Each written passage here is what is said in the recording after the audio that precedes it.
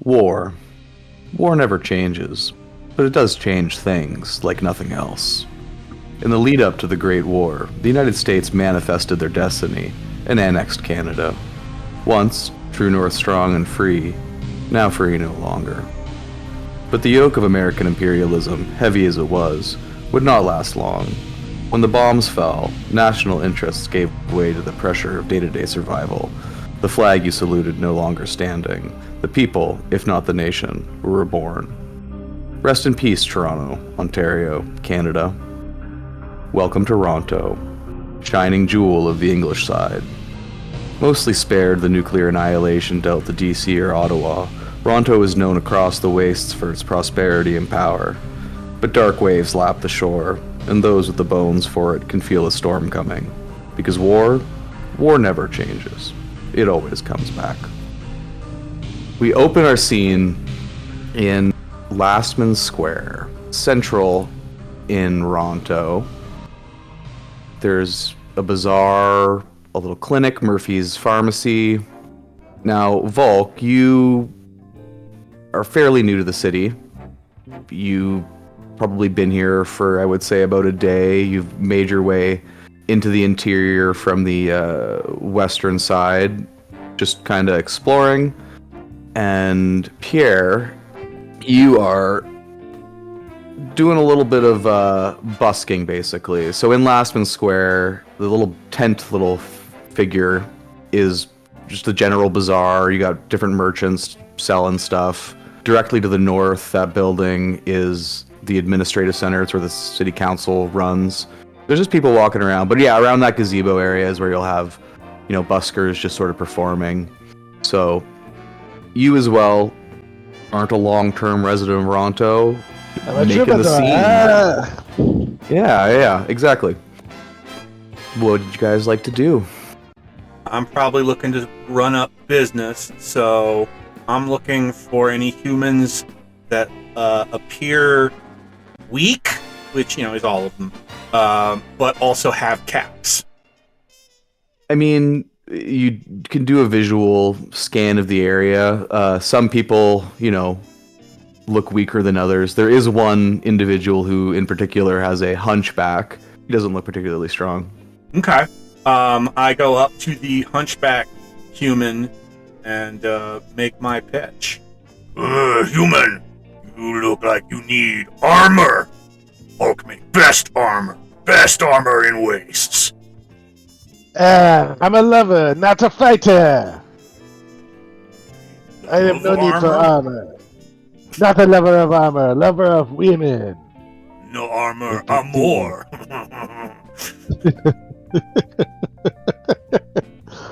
I don't even think you would have one for my hunchback, no? Could I make armor for a hunchback? I bet I could. Yeah. If you can make super mutant armor, you can make a piece of armor that would fit a hunchback, absolutely. Vulk make armor all kinds. Disfigurement. Vulk once make armor for a mutant, almost had 2 heads. Big head-like lump. Hey, are you saying I'm a mutant? You not? My name is Pierre St. Pierre. Vulk. I shake his hand. I shake your hand. Ian, you want to do a perception check for me? Yours is quite low. So I get a 10, but my perception is 6, so I do not perceive whatever it is this guy perceives. You see this guy and you think, man, this is a unfortunate fellow in all the ways, physically appearance. You feel kind of bad for him, actually. Oh god, you have the pity of a giant blue man. As you guys are discussing, you hear over a small loudspeaker a little ping bong. The time is 12 p.m. Weather fine. Just in the square, there's a little PA system. The voice is right, Pretty good weather. Where are you from? South. Ocean. Like from a net? Yes. You're from the ocean? Near. How about you? Where are you from? Clearly I'm from Montreal. Distant relation of the royal family. Huh. Humans have king, huh? We used to have king, but it not go good. Wait, hold on. Is he not a human? He's super Yes, mutant. okay. Yes, he's a big old blue, basically like a giant, wearing a steel kilt.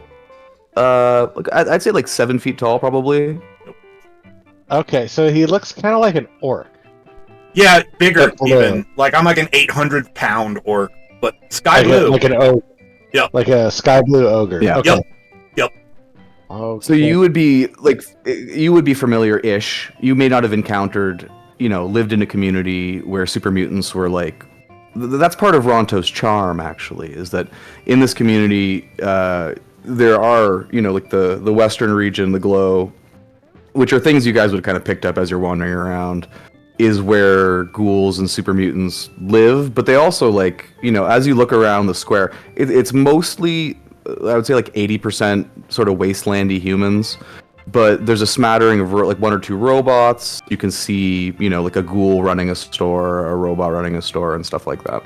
I realize A ghoul is basically kind of like a zombie. They're like irradiated humans who they can live very. Yeah. Well, they think you're gross. They call you smooth skin. This is probably the first time you've had a conversation with a super mutant. Yeah. Yeah, I think I would have encountered 1 or 2, but probably Run away from them screaming, probably. Yeah. This is my first time talking to one of you big boys, huh? You know, you could be useful to Vulk. These humans not want to do business with big old super mutant, but you seem have charisma. Maybe you and Vulk do business together, yes? What is my cut? Half sees 50-50. You bring in business, I give you half. I need extra for my hunch. I mean, my hump. I kid. Take it, leave it, 50-50. I will take.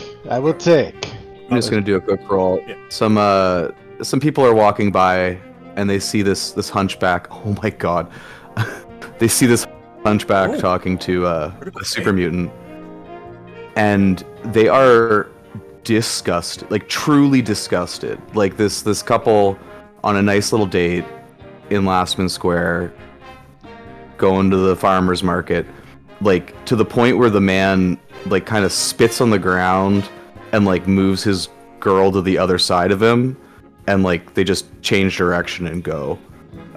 Normally, they just start walking faster, like they're disgusted, but now they're scared. Now, normally, as you guys have been in town, Vulk, you've spooked a few people here and there, especially when you emerge, from a corner. But this is the first time you guys have really been responded to like that. You know, maybe we need show off craftsmanship, then humans will know. Vulk need to find fancy wheel beast, turn into fine armor. To the west, on the street, there are a handful of cars in various degrees. Most of them have been sort of shoved off to the side as much as possible. Some parts have been stripped, but it's the same thing as all of these post-wasteland metropolises. There's more cars than there is people alive anymore. Right. Okay. So I need 2 things if we're gonna make this guy a piece of armor to show off. I need to find the nicest car I can, and I need to find a place to hammer it. 'Cause I have my hammer. I have a badass hammer. You could use one of the Hulk cars you could smack it into an anvil pretty quickly if you wanted, or you use the engine block or something like that. Yeah, that part's I not think a problem. doing it on the app. Yeah, but I need to. Can I scrounge for like the nicest car around? So my scrounging is 4 plus my perception. My perception is 6. So that's a 10.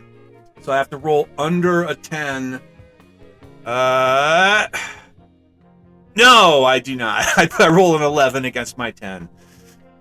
Damn. Okay, so you, in your scrounging, like, I mean, there's cars here. You find a car, Right. but basically, you find I would say, a decent to junky, just a Corvega coupe. Okay, so just a standard Corvega. All right. Yeah. All right. Well, I'm gonna take my hammer and rip off the grill from the front of it, just the fanciest looking part of it, and then I'll take the engine block and start hammering. My armory is also level 4, and that's on top of my IQ. Yes. My IQ is an 8, so I got a 12 on that one. So let's see if I do any good against a 12 to make. I guess torso armor, or wait, should it be neck? I don't know. Am I showing off the helm? What kind of armor do you want, Pierre? Yeah, this is the conversation to have. I What guess. kind of armor do you Is want? it a turtle shell sort of thing, or? Yeah, I could make hump armor. Pierre's. Hump armor coming up. Okay. So rolling against my 12. Come on. All right, I barely passed. It takes about an hour and a half, 2 hours to bang this thing into shape. Okay. But you produce a pretty dang decent sort of hump armor. I don't really know what to call it. How much DR does he get from it? And also, I am pretty weak. My Right. strength is only 12. It's just a back piece. Right. It's not a full chest piece. So steel breastplate is like 5. So I would say this thing will give about 3. Okay. What you were wearing before, Pierre, was just, jackets and pants and boots. I would say we'll say that's neck armor, if that makes the most sense. Okay. Hump plate. And it's not great. I barely passed the check with a not great wheel beast, but it's something. Now we can show it off. Okay. But also, it was an impressive thing that you did fairly quickly. The bazaar is, like I said, down over here. There's people selling milk. Is it in bag? Scavers. Yes, we've saved the bag technology. And in all honesty, it's just like plastic grocery bags, heat sealed at this point. But it's still a bag. You guys walk in, there's like your typical, what you would expect. A guy selling guns, a robot selling med kits. But there is a human setting up in a booth, pouring up vault suits, various armors and stuff like that. I'll try and sell to this guy. Me leave talking to you, Pierre. Okay. Good choice, huh? You're good at destroying car and making hump armor. That's not a talker, eh? Humans not trust me. Probably smart. He does seem a little, I'll say, intimidated by you. You're a big boy, and also you're a nightkin, which I will say, Pierre, these icons are black and white, but Vulk is like blue. Like, what would you describe yourself as? What shade? I would say even like sky blue at this point, because I'm pretty old. Oh, you're an old guy. The same guy turns to look at Pierre. He kind of blushes when he sees Pierre. Okay. He has a little bit of trouble making eye contact. Should I roll a perception on that? Yeah, if you want to. Yeah, absolutely. You're under 14, so you should have a pretty good shot at this. 5. I know everything. Oh yeah, this guy is this dude is smitten. He thinks hasn't even looked at your hump or noticed your cool fresh armor. He just Pierre, you're incredibly handsome besides the hunchback, and this guy is responding. I'm very irresistible. Is that said aloud? Yes. Okay, wait. So I gotta just a second.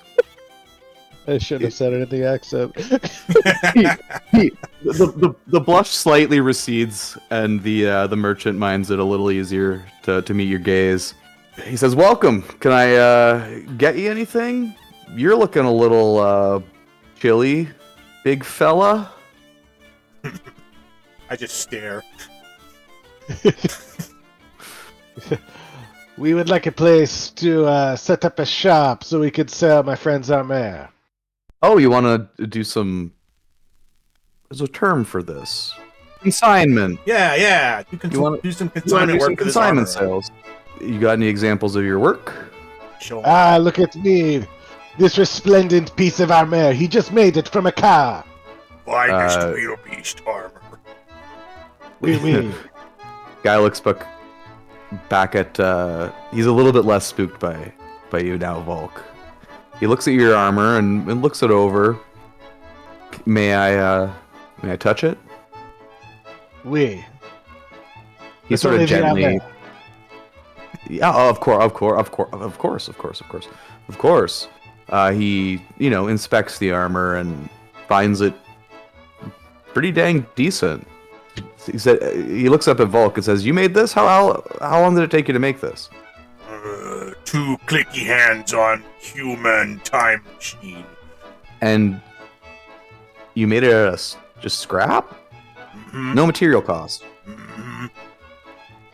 Can I have made the Hulk, the hump armor, so that it still has the Corvego hood ornament on it, sticking up the top of it? Yes, absolutely. He's like, I like the detail work. You don't normally see this level of attention to detail. It's mostly practical armor. I appreciate this. You know what? I think we can work something out. I'm going to talk to some of my contacts. I got some orders that I've had to deny just because I didn't have the ability to fill. But I'll have to talk to the rats, the bike messengers, and see what I can. Now I want both of you guys to roll perception check for me. Okay. Let's see if I can beat a 6. Oh, my perception is so low. I rolled a 9. So you pass. 17, so definitely not. Vulk, you're just kind of admiring. Ooh, a 4. Just admiring, some of the. There's some good craftsmanship in some of the stuff. Some of it's trash. You can see how it could be better, easily with a few swings of the hammer. But Pierre,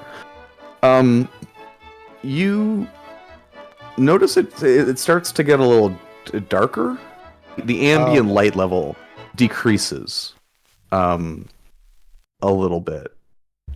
It's noticeable, but not like.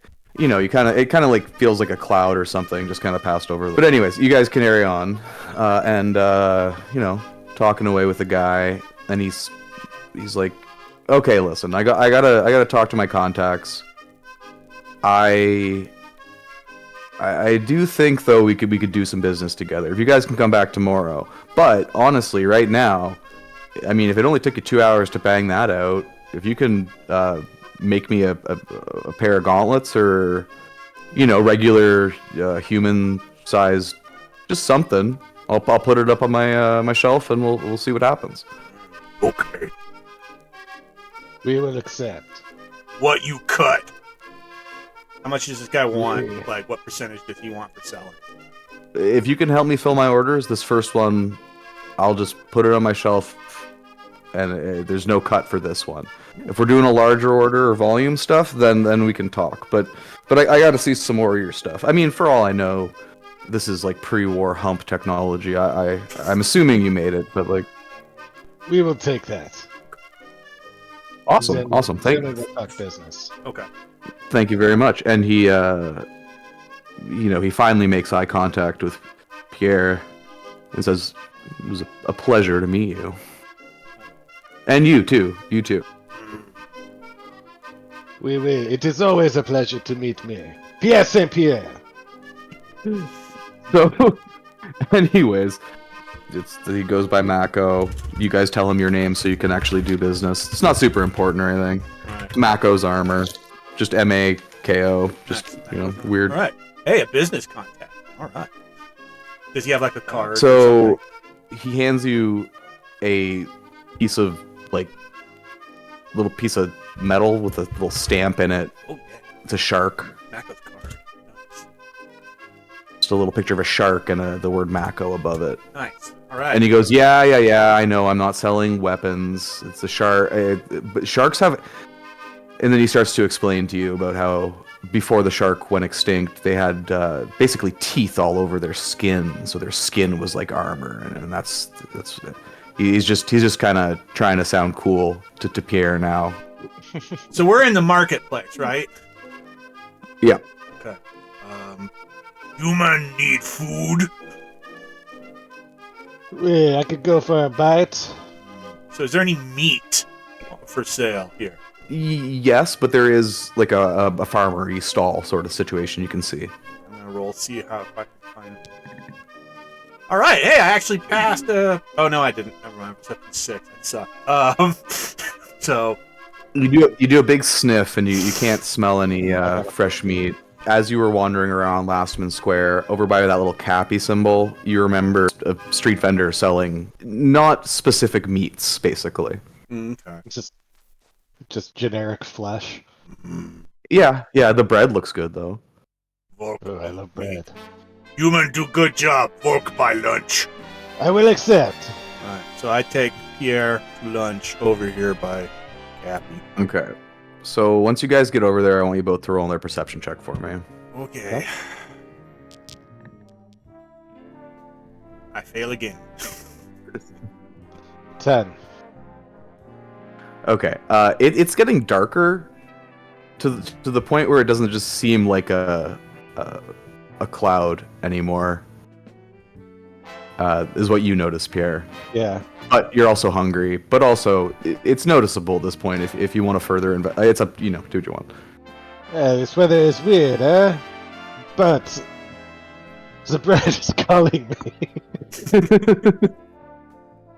You get Um, French bread. Oui. There's a croissant.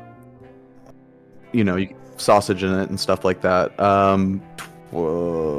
20 caps.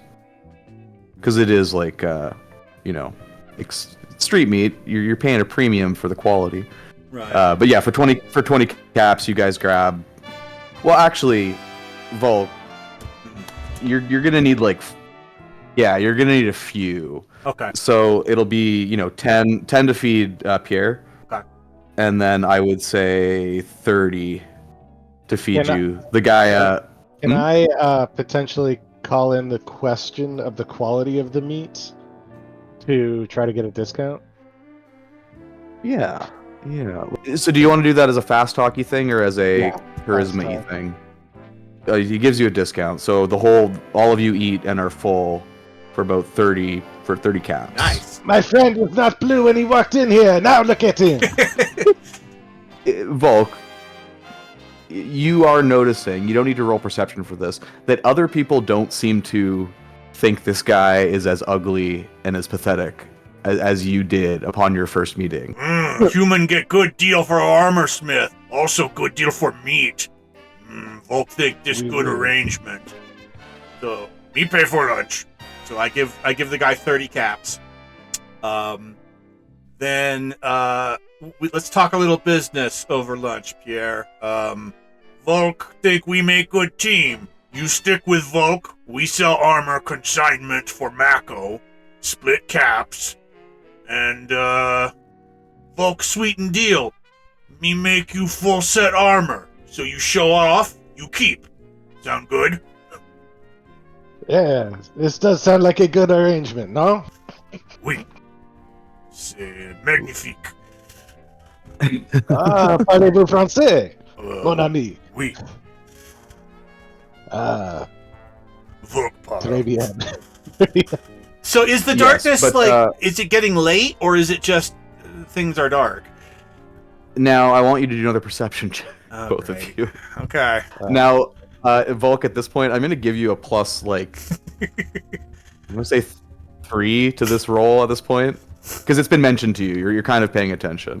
11. All right, with a +3, I do pass barely. Okay. And, Pierre? I got. Did you roll already? Yeah, 11.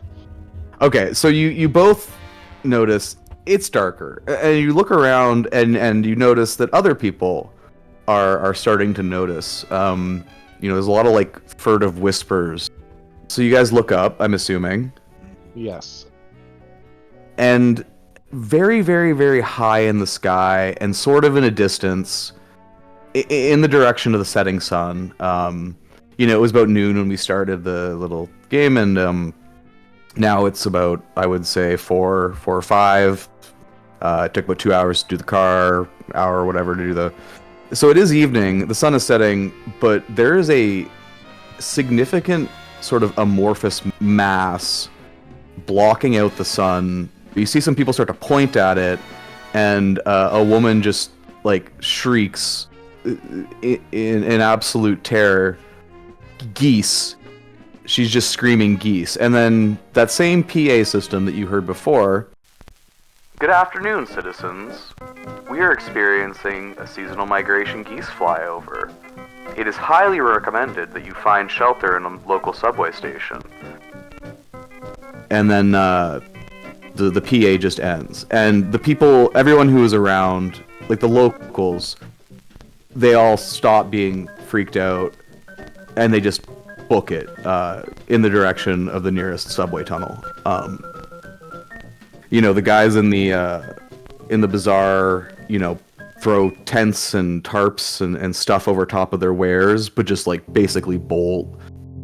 You see some people streaming out of Murphy's Pharmacy. The guy who ran the hot dog stand, he chucks a big heavy tarp over top of his stuff, and he starts to run. Then he looks at you guys, and he goes, "Are you new here? It's geese season." And he just bolts, and you see the stream of humanity going in the same direction up the street and sort of pouring into a subway station. I think we should follow them, no? Vulk not afraid of birds. Yes, but you're not very perceptive. It's true. I think we're running. Okay. As much as my humpback allows me to.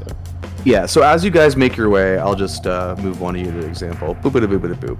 As you make your way, the flock, it's not like low to the ground, but it's a huge, like many, like tens of thousands of birds. And they're in like, now that they're getting closer, you can see it's like huge fucking V shape, but it's like, composed of tons of birds. And as it gets closer, you can see, like, from the flock is dropping goose shit. It looks almost like rain falling from a cloud, like it is how large it is. And about when you guys get over to where the subway entrance is, you can hear the plap of like geese shit, and like significant sizes too. You guys haven't, Pierre, you've been in Canada long enough. You're aware of these geese and like have heard about these mass migrations that happen yearly, but you've never witnessed one. But you've heard about them. It doesn't matter to Vulk, the radiation from the goose shit, but it would matter to you. And it's also really gross. It's just really fucking gross. So yeah, you guys dip down into the subway station. People are kind of milling around, just talking about what happened, and you hear this woman being like, "Oh, thank God! Like, if I had gotten, like, I just bought this fucking dress. Like, if I..."